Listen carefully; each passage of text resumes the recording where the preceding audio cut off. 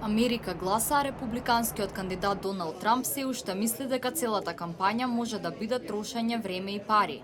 Трамп изјави дека евентуалниот пораз може да ја фрли во сенка целата кампања.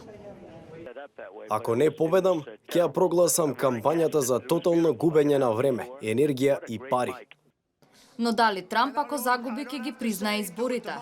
За време на претседателската кампања, републиканскиот кандидат одбиваше да одговори дали ќе ги признае изборните резултати.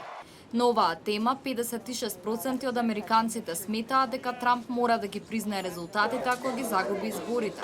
Но дури околу 31% се убедени дека тоа е единствената опција.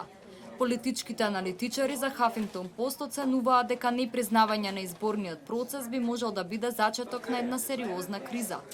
Сепак одбивањето да се признаат изборните резултати би ја поткопали изборната демократија, што представува изборна традиција во Соединетите Американски држави.